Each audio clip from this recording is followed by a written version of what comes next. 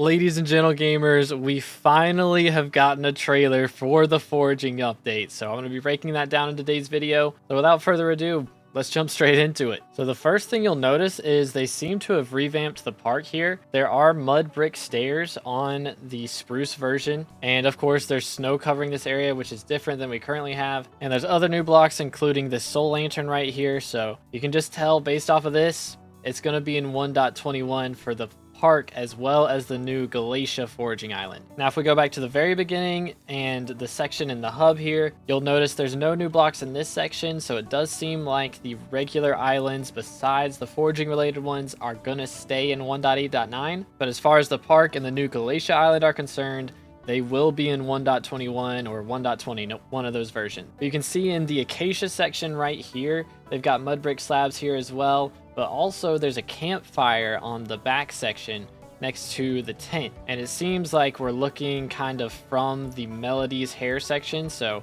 back to the right over here is where the jungle section would be, if they're keeping the same layout as they currently have. If we look at this section in the dark oak area, it seems like they've removed the waterfall, and maybe this is the entrance to the Howling Wolf Cave. Either that, or maybe there's just a fairy soul or something behind it, but hopefully it's a new Howling Wolf Cave that's got a lot more space for us to do Sven Slayers in. And you can see just off of the builds in this area, the jungle section, they've got some dried brown concrete on the back, kind of replacing dirt. There's some moss blocks all over the area, as well as some brown concrete powder in the background as well. So they're really taking use of all the new blocks to make everything look a lot nicer. And then we see the teleport pad to Galatia. So after he takes this pad, he's going to end up on the first section of Galatia, which seems to be the town. So right here, you first start off in the entrance to the town. There's a new NPC right here at the bottom left. And of course, they're taking advantage of the 1.21 blocks. And then we get this wide zoom out shot, which this section right here is where you end up teleporting to from that pad. So you can see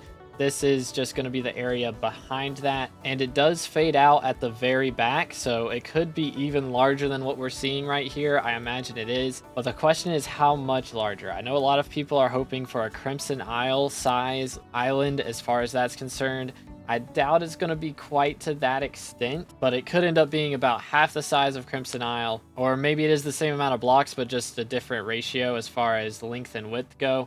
I feel like Crimson Isle is kind of a square shape, whereas this seems to be kind of a rectangular shape, where you just keep pushing further and further into the forest. And you can also see right here that this is going to be a pretty cool castle section. I think we'll see this later on with strays inhabiting it, which we may have to fight for something specific, maybe for hunting. I believe they said when they talked about the hunting blog that strays were going to drop a specific attribute shard, so could be just for that. And then we get to see this next section where we're kind of running from the town area into the forest. And you'll notice right here that these are the campfire badge NPC. This right here is Ryan, the NPC you get the campfire badge from, and you can see this is him right here behind this villager. So the question is, are you going to have to wait until you unlock Galatia to be able to get the campfire badge, or is this going to be an upgrade past the area in the park where you get the normal badge and maybe you get a mythic version from Ryan? We'll just have to wait and see exactly how it goes down. And then of course we have axolotls, one of the new mobs that they're going to be having in the update since it's in a newer version. And we're going to get to see a lot of new mobs along with these guys. In this spot right here, you can see there's a salmon kind of flapping, and we'll get to see a closer look at a salmon later on, but just another one of the new mobs.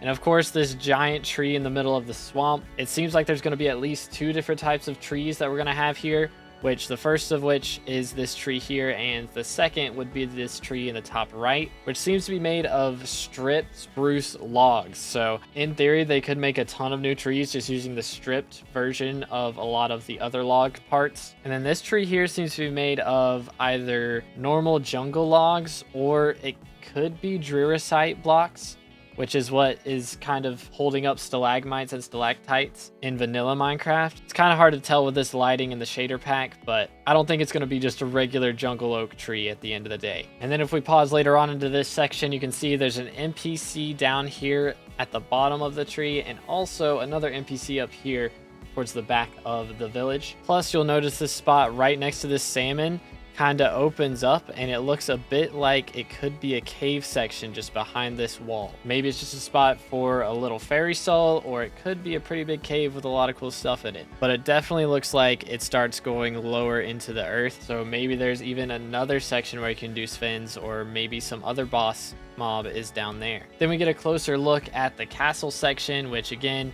I believe is where the strays will spawn. And you can see there is a beacon shining down over here. So that generally in Skyblock is going to mean that there is a boss with substantial drops, you know, like the Magma Cube boss on the Crimson Isle or the Headless Horseman from the Spooky Festival. Those guys both have beacons whenever they die and a bunch of loot next to them. So this could be something like that. Then we get a closer look throughout the village right here. You can see there's a ton of new NPCs that we're going to get to talk to.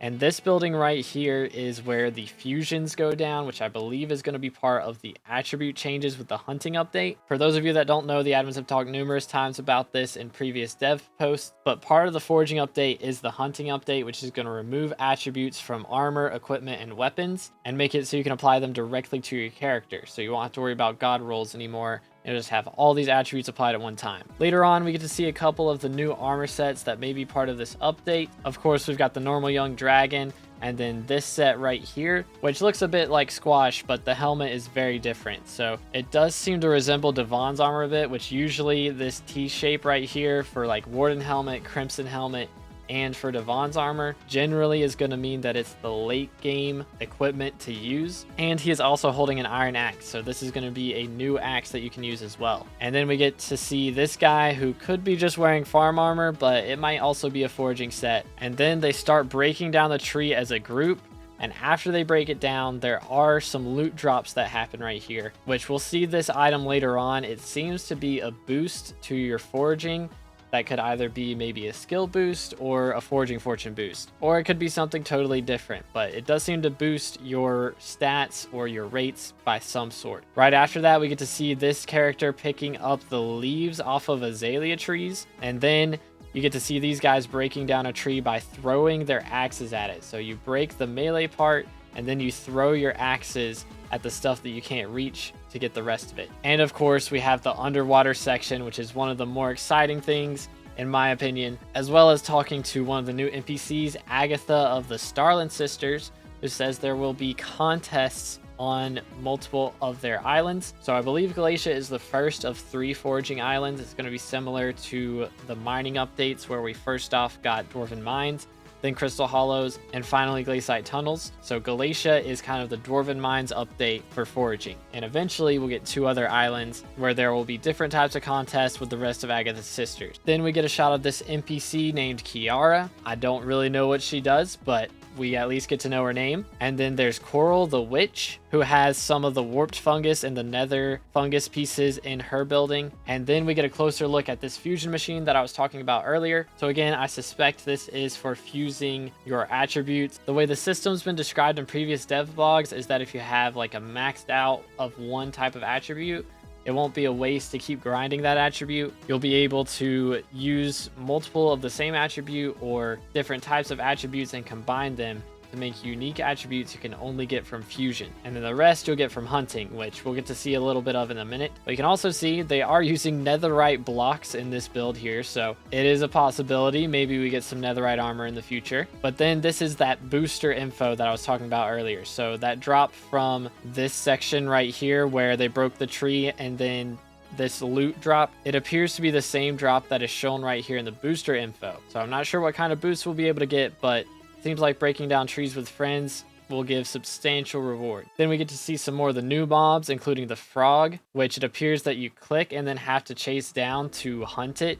This seems to be showcasing the hunting side of the update. So he catches the frog, and then you can chase down the dolphin and catch the dolphin with a net, feeding a bear, and then also catching a sea turtle there. So I'm not sure what the feeding the bear part is about. Maybe it's just a daily quest that you do. You feed the bear and then you get certain rewards for a little bit. The blessing of the panda or something like that. But we also get a glimpse of the stray fighting area, which there appears to be a statue of a dragon right here next to them. So generally that means there's going to be a powerful pet or some kind of item anytime there's a dragon involved.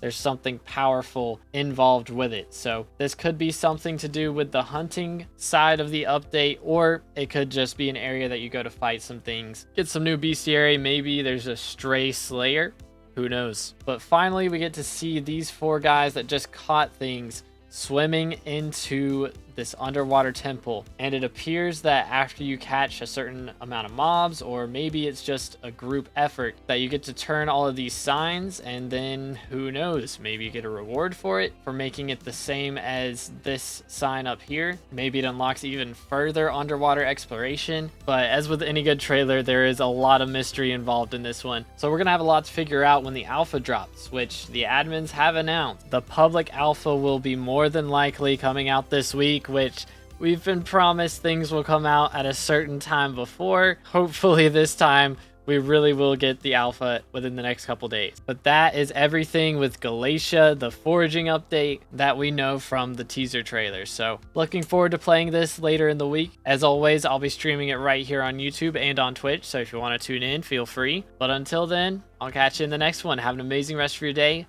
and God bless.